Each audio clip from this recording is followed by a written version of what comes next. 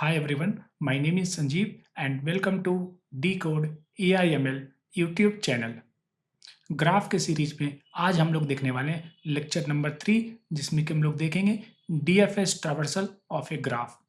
DFS traversal क्या होता है, इसको हम लोग पाइथन में कैसे इंप्लीमेंट करते हैं और इसका टाइम एंड स्पेस कॉम्प्लेक्सिटी क्या होता है, ये सारे टॉपिक को हम लोग आज के लेक्चर में देखने वाले हैं। तो चलिए शुरू करते हैं आज का लेक्चर, DFS ट्रावर्सल एल्गोरिदम इन ग्राफ। तो हमने देखा था कि ग्राफ ट्रावर्सल एल्गोरिदम का मतलब होता है it is a method to systematically visit all the nodes of the graph, है ना। अगर मुझे ग्राफ के हर एक नोड को विजिट करना है, either to print the value of node और to search for a particular key और to store the result of those values, तो हम लोग यूज करते हैं in that case graph traversal algorithm.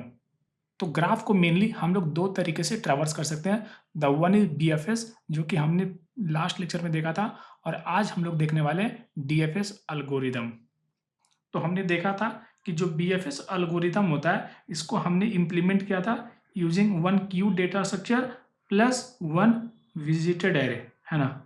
आज के लेक्चर में हम लोग इसको DFS से इम्प्लीमेंट करने वाले हैं। तो DFS से इम्प्लीमेंट करने के लिए we need to use stack data structure plus visited array, है ना। तो इस बात को आप हमेशा याद रखना कि जब भी मुझे BFS इम्प्लीमेंट करना होता है तो BFS में क्यू और DFS में स्टैक का यूज करना होता है, ठीक है। और अगर मैं एक्सप्लिसिटली स्टैक डेटा स्ट्रक्चर का यूज नहीं करना चाहता हूं तो इन that case I will use recursive code. मैं अपना रिकर्सिव प्रोग्राम लिखूंगा जिसके हेल्प से I can implement DFS even without using stack data structure, ठीक है। तो आज के लेक्चर में हम लोग रिकर्सन प्लस विजिटेड एरे का यूज करके हम लोग DFS जो ट्रावर्सल है उसको इम्प्लीमेंट करने वाले हैं। तो either you can use stack data structure plus visited array और you can use recursion plus visited array to implement DFS traversal algorithm. अगर ये मेरा ग्राफ है ना, अगर ये मेरा ग्राफ है तो हमने लास्ट लेक्चर में देखा था कि BFS में क्या होता है। BFS में चीजें ब्रेथ वाइज या लेवल बाय लेवल हम लोग ट्रैवर्स करते हैं। पहले लेवल 0, लेवल 1, लेवल 2, लेवल 3, या फिर पहले नोड 2, उसके बाद नोड 2 के सारे नेबर्स, है ना। नोड 2 के नेबर्स कौन कौन होंगे, 1, 3, फिर उसके सारे नेबर्स, तो उसके नेबर्स कौन से होंगे, 0, 5 एंड 4, ठीक है। तो हम लोग लेवल बाय लेवल ट्रैवर्स करते हैं, या फिर हम लोग किसी एक नोड से स्टार्ट करते हैं, उसके बाद उसके सारे नेबर को ट्रैवर्स करते हैं एट वन गो, उसके बाद हम लोग उसके भी सारे नेबर को ट्रैवर्स करते हैं, है ना। तो इस तरीके से हम लोग BFS करते थे। लेकिन DFS में क्या होता है कि हम लोग किसी एक नेबर को सेलेक्ट करते हैं और उसके डेप्थ में जाते जाते हैं जब तक कि उसका कोई भी नेबर एग्जिस्ट नहीं करता है ना। जब तक उसका नेबर एग्जिस्ट करता है हम लोग उसके डेप्थ में जाते जाएंगे, जाते जाएंगे, जाते जाएंगे, तब तक जाएंगे जब तक उस नोड का कोई भी नेबर एग्जिस्ट नहीं करता है। और अगर हम लोग उस कंडीशन पे पहुंचते हैं जहां पे उस नोड का कोई भी नेबर एग्जिस्ट नहीं करता है, तो फिर हम लोग बैक ट्रैक कर जाते हैं, है ना।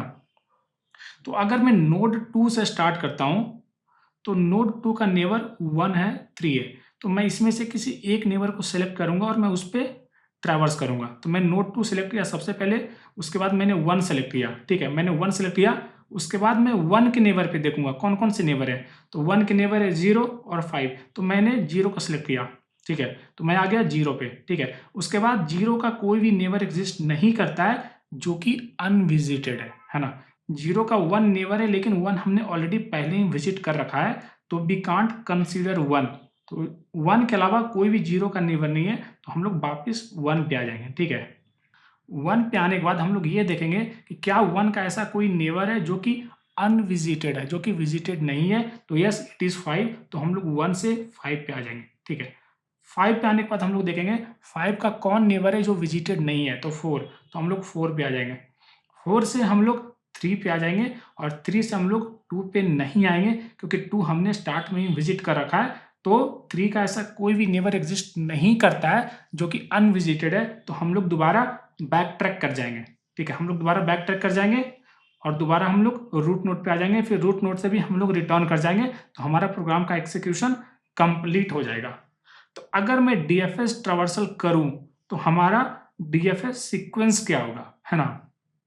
तो सबसे पहले सोर्स नोड, है ना, उसके बाद मैंने नेबर 1 को कंसीडर किया तो 1 आ जाएगा, 1 का नेबर में मैंने 0 को कंसीडर किया तो 0 आ जाएगा, 0 का कोई भी नेबर ऐसा एग्जिस्ट नहीं करता है जो कि अनविजिटेड है, तो हम लोग वापस 1 पे आ जाएंगे, 1 से फिर हम लोग आ जाएंगे 5 पे। तो क्या था 2 1 0 और उसके बाद 5, ठीक है, 5 से हम लोग आ जाएंगे 4 पे, 4 से हम लोग आ जाएंगे 3 पे, और 3 का ऐसा कोई भी नेबर नहीं है जो कि अनविजिटेड है, तो हम लोग वापस रिटर्न कर जाएंगे। तो अगर आप देखोगे this is my DFS traversal sequence, ठीक है, देखोगे it is matching with this value 210543।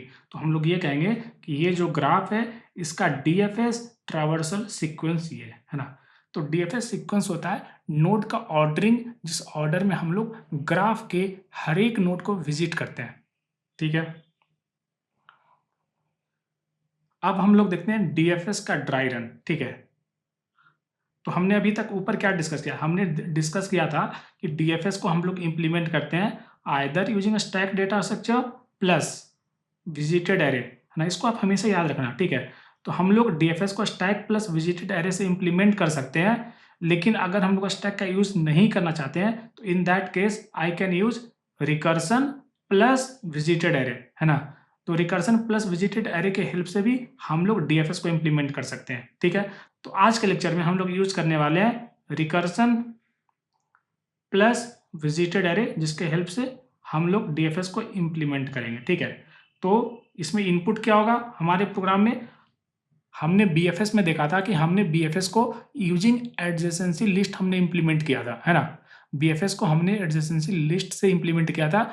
आज के लेक्चर में हम लोग डीएफएस में भी एडजेसेंसी लिस्ट से इंप्लीमेंट करने वाले, मतलब हमने देखा था कि adjacency list and adjacency matrix are two different ways जिसके हेल्प से हम लोग ग्राफ के इंफॉर्मेशन को स्टोर करते हैं इन कंप्यूटर, ठीक है।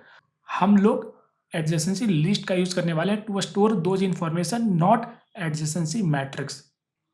तो हमें जो इनपुट मिलेगा, हमें जो ग्राफ इनपुट मिलेगा वो in the form of adjacency list मिलेगा, ठीक है।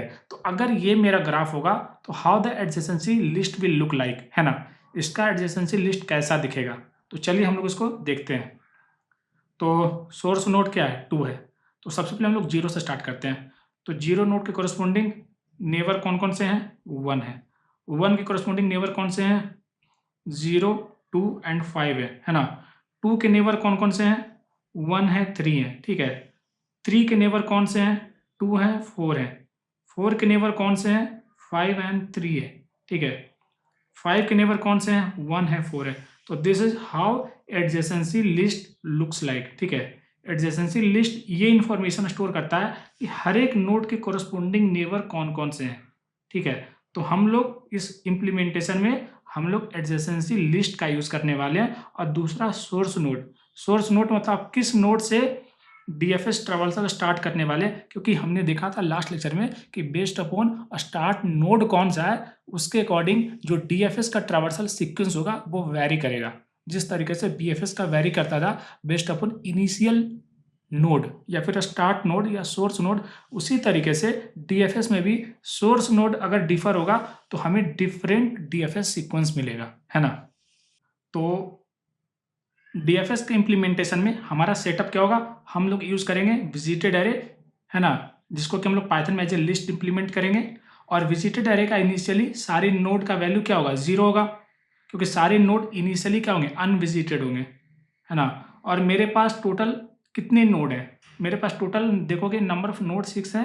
तो जो मेरा विजिटेड एरे होगा उसका साइज भी 6 होगा, क्योंकि वो at the end of the day store क्या करता है कि हर एक नोड आइदर विजिटेड है या नॉट विजिटेड है। तो विजिटेड एरे का साइज होगा 6। तो index 0, index 1, index 2, index 3, index 4 and index 5, ठीक है। तो सबसे पहले क्या होगा, ये देखोगे ये मेरा काइंड ऑफ सूडो कोड है या फिर आप बोल सकते हो ये मेरा पाइथन प्रोग्राम है ना। दिस इज सूडो कोड और इसको पाइथन प्रोग्राम भी बोल सकते हो, ठीक है। तो चलिए हम लोग क्या करते हैं, हर एक कोड के लाइन को हम लोग लेवल देते हैं 1 2 3 4 5 एंड 6, ठीक है। तो ये जो कोड है ये इनपुट क्या लेता है, ये इनपुट लेता है एक एडजेसेंसी लिस्ट इनपुट लेता है, सोर्स नोड इनपुट लेता है, विजिटेड एरे इनपुट लेता है, और ये रिजल्ट एरे इनपुट लेता है जिसमें रिजल्ट को स्टोर करके और इन द एंड उस रिजल्ट को वो रिटर्न करेगा, ठीक है। तो डीएफएस का एल्गोरिदम ये कहता है कि सबसे पहले क्या करो, आप डीएफएस कॉल करो स्टार्ट नोड पे, ठीक है। तो सबसे पहले सोर्स नोड से डीएफएस कॉल करो, तो सोर्स जो नोड होगा ना 2, उससे हम लोग डीएफएस कॉल करेंगे। तो सबसे पहले इंस्ट्रक्शन 1 एग्जीक्यूट होगा। सोर्स नोड का जब इंस्ट्रक्शन 1 एग्जीक्यूट होगा तो 2 का जो विजिटेड है उसको 1 मार्क कर दो कि नोड 2 विजिट हो चुका है। उसके बाद क्या करो, इंस्ट्रक्शन नंबर 2 एग्जीक्यूट करो। 2 में क्या करो, रिजल्ट में अपेंड कर दो सोर्स, है ना। तो नोड 2 को रिजल्ट में अपेंड कर दो, तो रिजल्ट में क्या अपेंड हो जाएगा, नोड 2 अपेंड हो जाएगा। उसके बाद क्या करना है हमें कि हम लोग ये जो नोड 2 है ना इसके हर एक नेबर को विजिट करना है, और with the help of adjacency list हम लोग बहुत इजीली किसी भी नोड के नेबर को विजिट कर सकते हैं। तो ये जो देख रहे हो ये लूप, इसके हेल्प से हम लोग करंट सोर्स नोड के हर एक नेबर को विजिट करते हैं और ये देखते हैं कि क्या वो नोड विजिटेड है या नहीं। अगर वो विजिटेड है मतलब मुझे उस पर कुछ भी ऑपरेशन परफॉर्म नहीं करना है, क्योंकि वो नोड ऑलरेडी विजिटेड है और वो नोड ऑलरेडी मेरे डीएफएस सीक्वेंस में आ चुका है, ठीक है। तो उसको हम लोग इग्नोर कर देंगे और वो नोड जो विजिटेड नहीं है उस नोड पे आप डीएफएस कॉल कर दो, ठीक है। आप उस नोड पे डीएफएस कॉल कर दो, ठीक है। तो क्या होगा, डीएफएस कॉल हो जाएगा।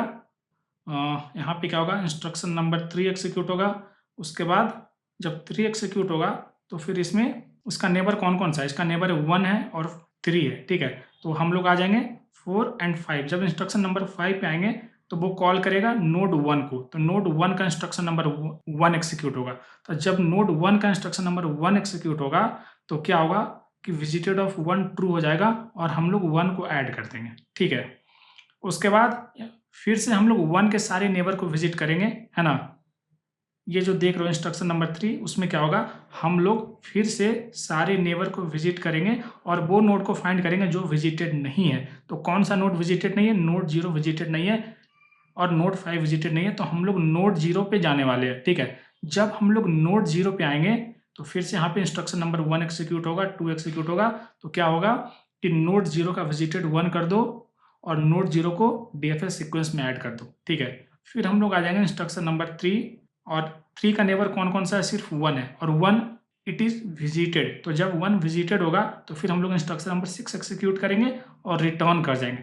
जब हम लोग रिटर्न कर जाएंगे तो जो नोड 1 मेरा है उसका नोड 5 अभी बचा है। नोड 5 एक नेबर है जो कि विजिटेड नहीं है ना। तो हम लोग क्या करेंगे, नोड 1 से हम लोग आ जाएंगे नोड 5 पे, ठीक है। नोड 5 पे जाएंगे तो इंस्ट्रक्शन नंबर 1 एग्जीक्यूट होगा, तो नोड 5 का विजिटेड 1 कर दो, ठीक है। नोड 5 का विजिटेड 1 कर दो और क्या करो, नोड 5 को ऐड कर दो आउटपुट सीक्वेंस में, ठीक है। इंस्ट्रक्शन नंबर 2, फिर क्या करो 3 में क्या करो, उसके सारे नेबर पे जाके ट्रैवर्स करो, ठीक है। सारे नेबर पे जाके ट्रैवर्स करो और जो नोड विजिटेड नहीं है आप उस पर डीएफएस को कॉल कर दो। तो आ जाएंगे हम लोग नोड 4 पे। नोड 4 पे आएंगे तो क्या करो, जो नोड 4 है उसका विजिटेड 1 कर दो, ठीक है। नोड 4 का विजिटेड 1 कर दो और इंस्ट्रक्शन नंबर 2 में 4 को ऐड कर दो डीएफएस सीक्वेंस में। फिर हम लोग आ जाएंगे 3, 4 एंड 5।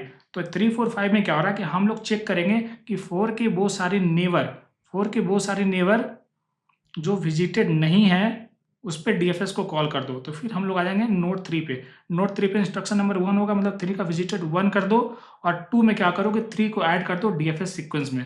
फिर हम लोग आ जाएंगे 3, 4, 5। 3, 4, 5 पे आएंगे तो हम लोग देखेंगे 3 का ऐसा कोई नेबर है क्या जो कि विजिटेड नहीं है। तो 3 का ऐसा कोई भी नेबर एग्जिस्ट नहीं करता है जो कि नॉट विजिटेड है। तो क्या होगा कि हम लोग 6 पे आ जाएंगे और 6 पे रिटर्न कर जाएंगे। 6 पे रिटर्न कर जाएंगे तो फिर हम लोग 4 पे आ जाएंगे। तो हमने 4 के सारे नेबर को विजिट कर लिया तो हम लोग 4 से भी रिटर्न कर जाएंगे, ठीक है।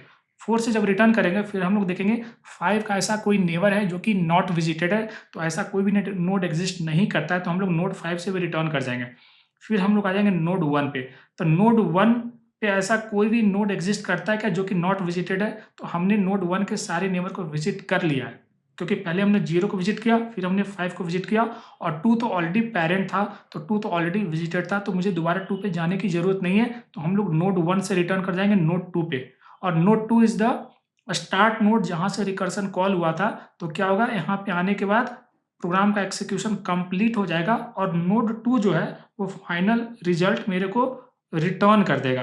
तो नोड 2 क्या करेगा कि जो फाइनल डीएफएस सीक्वेंस है वो रिटर्न कर देगा, और वो मेरा आउटपुट हो जाएगा। तो अगर आप देखोगे कि ये जो ग्राफ है इसका डीएफएस सीक्वेंस क्या है, तो इट इज 2, पहले 2 से स्टार्ट हुआ, फिर 1 पे आया, फिर 0 पे आया, 0 से फिर वापस जा करके फिर दोबारा हम लोग 5 पे आए, 5 से दोबारा 4 पे गए, 4 से 3 पे गए, 3 के बाद अब कोई भी नेवर एग्जिस्ट नहीं करता, तो 3 से हम लोग वापस आ जाएंगे, 4 से वापस आ जाएंगे, 5 से वापस आ जाएंगे, है ना।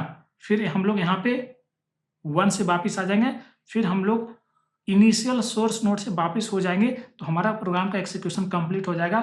And this is my DFS sequence. तो हमने without using a stack data structure हमने इसको रिकर्सन से इंप्लीमेंट किया, है ना। तो चलिए हम इसका कोड हैंड्स ऑन करते हैं इन पाइथन प्रोग्रामिंग। तो आप देखोगे कि this is my adjacency list. हमने जो एग्जांपल देखा ना, उसी एग्जांपल के लिए हमने एडजेसेंसी लिस्ट प्रिपेयर किया, ठीक है। और हम लोग इस पे अपने कोड को रन करने वाले हैं और एक्सिक्यूट करने वाले हैं। यहाँ से डीएफएस कॉल हो रहा है, तो मुझे इस डीएफएस को इम्प्लीमेंट करना है, ठीक है। तो चलिए हम लोग डीएफएस का कोड लिखते हैं और इम्प्लीमेंट करते हैं। तो सबसे पहले हम लोग एक विजिटेड एरे बनाएंगे।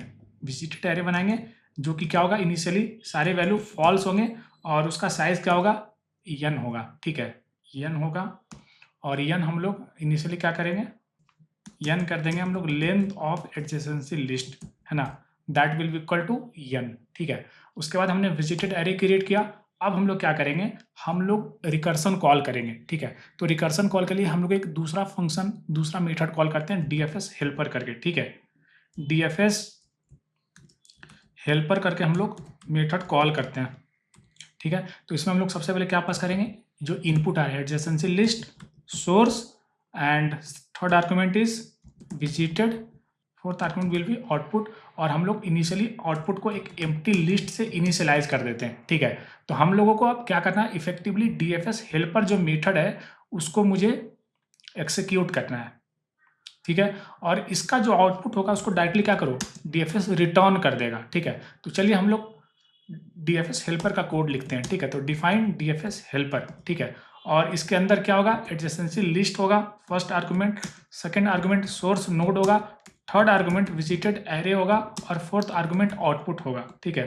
तो हम लोग इसको एक्सिक्यूट करने वाले हैं। तो सबसे पहले हम लोग जिस सोर्स नोड पे हमने डीएफएस को कॉल किया उसको हम लोग विजिटेड ट्रू कर देंगे, क्योंकि जैसे ही रिकर्सन कॉल होता है किसी भी नोड के लिए तो विजिटेड ट्रू होता है। जिस तरीके से हम लोग क्यू में ऐड करने से पहले विजिटेड ट्रू करते थे, उसी तरीके से यहाँ पे हम लोग डीएफएस जैसे ही कॉल होगा वहाँ पे विजिटेड ट्रू हो जाएगा, ठीक है। तो विजिटेड ऑफ सोर्स वो हो जाएगा आपका ट्रू, ठीक है। उसके बाद क्या करो, जो मेरा आउटपुट है ना उसमें ऐड कर दो। चूंकि ये नोड विजिटेड हो चुका है, मुझे ये नोड विजिट कर लिया है, तो इसमें आप ऐड कर दो सोर्स को, ठीक है। हमने ऐड कर दिया। अब हम लोग क्या करेंगे, इसके सारे नेबर पे विजिट करेंगे, ठीक है। तो visit the neighbour using DFS. तो डीएफएस में हम लोग क्या करते हैं, एक लूप लिखते हैं। डीएफएस का एक टेम्पलेट होता है कि डीएफएस का जो भी कोड लिखना है उसमें एक लूप होगा, और लूप में हम लोग हर एक नेबर जो कंडीशन को सेटिस्फाई करेगा उस पर आप सेम रिकर्सन फंक्शन कॉल कर दो, ठीक है। तो फॉर नेबर, और नेबर मुझे कैसे मिलेगा, मुझे एडजेसेंसी लिस्ट से मिलेगा, एडजेसेंसी लिस्ट ऑफ सोर्स। तो ये मुझे नेबर रिटर्न करेगा, और पहले हम चेक करेंगे क्या वो नेबर विजिटेड है, ठीक है। तो इफ नॉट, अगर वो विजिटेड नहीं है तो हम लोग क्या करेंगे, विजिटेड एरे में हम लोग स्टोर करते हैं नोड विजिटेड है या नहीं। तो अगर नेबर विजिटेड नहीं है तो हम लोग डीएफएस कॉल कर देंगे, और डीएफएस मेथड का नाम क्या है, डीएफएस हेल्पर। और इसके अंदर हम लोग पास करेंगे क्या, first adjacency list, second is source. Source क्या होगा, तो अब मेरा सोर्स होगा neighbour. Neighbour will be my new source. जब हम लोग कॉल करेंगे ना डीएफएस हेल्पर दूसरी बार, तो मेरा न्यू जो सोर्स होगा that will B neighbour, third is visited, and the fourth one is output, ठीक है। तो बाय डिफ़ॉल्ट पाइथन में पास बाय रेफरेंस यूज़ होता है, ठीक है। तो अगर आप कोई भी चेंज करते हो, अगर आप आउटपुट में कोई भी चेंज करते हो ना, ये जो ओरिजिनल आउटपुट है उसमें अपडेट हो जाता है, ठीक है। तो यहाँ पे हम लोग आउटपुट को रिटर्न करेंगे, ठीक है। यहाँ पे हम लोग क्या करेंगे, रिटर्न आउटपुट। तो अगर हम लोग आउटपुट में कुछ भी अपेंड करते हैं तो जो हमारा ओरिजिनल फंक्शन जहाँ से हेल्पर कॉल हो रहा है उस फंक्शन में जो आउटपुट है वो अपडेट हो जाता है। This is called pass by reference, ठीक है। तो हमारा कोड रेडी है।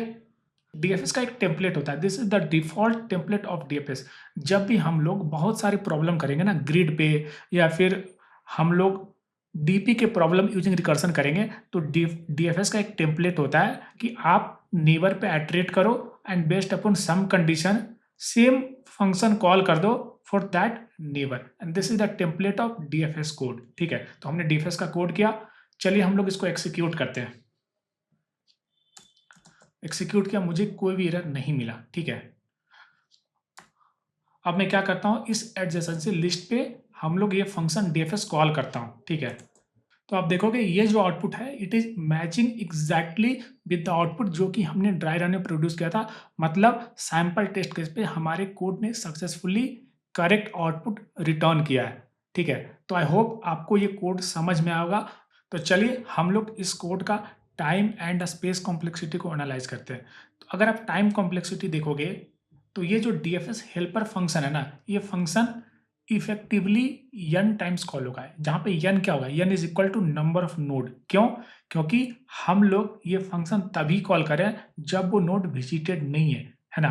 तो हम लोग सिर्फ अनविजिटेड नोड पे ये फंक्शन कॉल करें, तो इफेक्टिवली ये जो फंक्शन है वो order of n times call होगा। लेकिन हर एक फंक्शन कॉल में ये इफ कंडीशन कितनी बार चेक होगा, तो ये इफ कंडीशन हर एक नोड के हर एक नेबर पे चेक होगा, ठीक है। तो मेरे पास total number of nodes n है और हर एक नोड के हर एक नेबर पे चेक होगा। तो मैथमेटिकली हम लोग ये कह सकते हैं कि that will be equal to the sum of degree, है ना।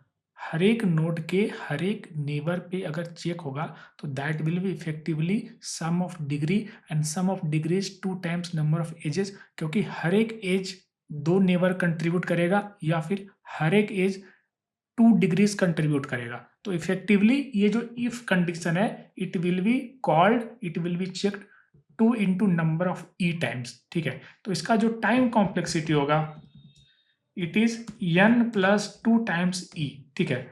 और बिग ओ के टर्म में हम लोग इसको लिख सकते हैं big O of n plus E, जहां पे n नंबर ऑफ नोड है and E number of edges है, ठीक है।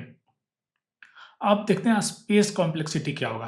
तो इस प्रोग्राम का स्पेस कॉम्प्लेक्सिटी होगा एक विजिटेड एरे जो कि n लेंथ का है, एंड दूसरा रिकर्सन। ये जो रिकर्सन कॉल हो रहा है इसका मैक्सिमम डेप्थ कितना होगा, है ना।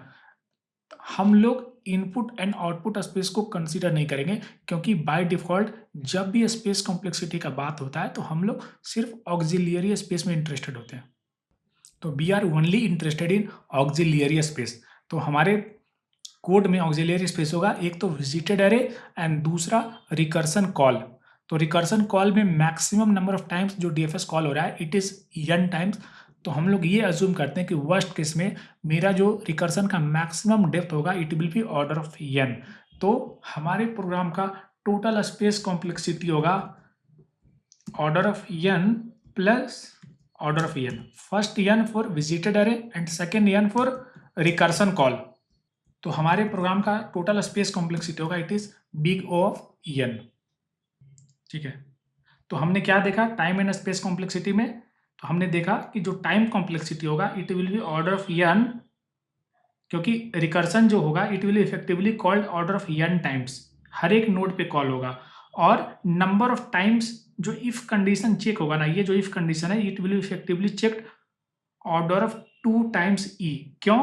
क्योंकि हर एक node number of nodes n है और हर एक नोड के नेबर से जब हम मल्टीप्लाई करेंगे तो it will be 2 times number of edge. तो इतनी बार ये इफ कंडीशन चेक होगा, ठीक है। तो हम लोग कहेंगे हमारा जो टाइम कॉम्प्लेक्सिटी होगा it will be big O of n plus E, ठीक है। उसी तरीके से जब हम लोग स्पेस कॉम्प्लेक्सिटी की बात करते हैं तो हम लोग बाय डिफॉल्ट स्पेस कॉम्प्लेक्सिटी मतलब ऑक्सिलियरी स्पेस कंसीडर करते हैं, और ऑक्सिलियरी स्पेस मतलब excluding input and output space, जो कि इफेक्टिवली ऑर्डर ऑफ n होगा, order of n for visited array and another order of n for a space taken by stack frame allocation due to recursion. हमारा code recursion है, तो recursion जो हम लोग programme लिखते हैं तो उसमें स्पेस मेमोरी का यूज होता है फॉर सपोर्ट ऑफ रिकर्सन। ठीक है, तो ये मेरा स्पेस कॉम्प्लेक्सिटी है। तो आई होप आपने आज का लेक्चर एंजॉय किया होगा। मिलते हैं अगले लेक्चर में एक नए टॉपिक के साथ। Till then bye, happy learning.